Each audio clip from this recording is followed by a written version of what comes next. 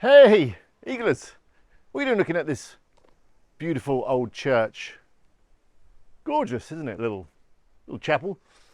How are you? Hope you can hear me okay, because it's particularly windy today. I've got my my dead cat microphone on, so hopefully that's blocking out the wind. So, I wanted to talk to you today about difficult things. Obviously, I'm going to apply it to websites. I'm in the process of actually migrating one of my sites, kind of changing the domain, changing the URL structure, updating the content, rebranding it. Best corn popper, actually. I'm going to be doing a full video, obviously, on that once it's done and the effect that it has. I may have already messed it up, actually, because one of the things I learned at Search Birmingham from Corey, I think that's how you pronounce the name, was that when you are migrating a site, you should do one thing at a time. So if you're going to change the domain, just change the domain. Do that, don't do anything else. Whereas, as I say, I've just done like 5 things in one go. Hopefully it'll be okay. But yeah, what I wanted to talk to you about is difficult stuff. Because, again, another thing that I learned at Search Birmingham, and well, I kind of knew this anyway, is that if you do the difficult stuff, the rewards are generally a lot bigger. So what do I mean?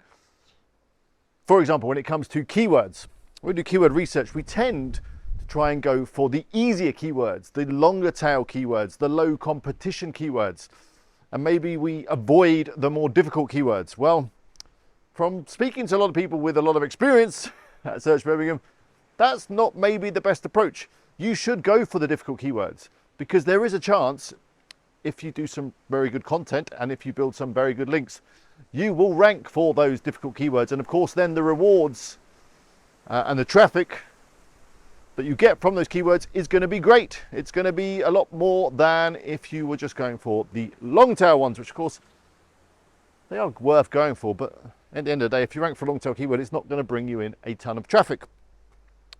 So yeah, go for some of the more difficult things. And the same could be applied for content. You know, we tend to maybe go for the easier content, the content that's easier to produce. You know, an easy written article with the help of AI that you can bang out in 20 minutes is more appealing than maybe an article that's going to take you a day because you've got to do a lot of research. It's going to need a lot more writing. You're going to have to do some more custom images. Maybe you need to record a video. Maybe you need to make an infographic. You know, it's going to take a lot longer. It's going to be more difficult, but ultimately it's going to pay off in a far bigger way than the easier content. So yeah, that's the message for today. I hope you can hear me. God, it's windy. Let me get out this wind. Can I get out this wind? Oh, this is slightly less windy. Yeah, go for the difficult stuff. Do the difficult content. Go for the difficult keywords. Maybe as well when you're building links, go for the sites that are going to be more difficult, the ones that require, you know, a lot more work to get. I think just it's a general life lesson that, you know, going for the harder stuff, the more difficult stuff is harder. It is more difficult, but ultimately the reward is much, much greater. So yeah, that's my rather simplistic message today. Push yourself, do the difficult stuff and go for the difficult keywords, do the difficult content, go for the difficult links because it's going to pay off far greater than just doing a load of easy stuff. And of course, maybe it takes the same amount of time for the same reward, just thinking about that, you know.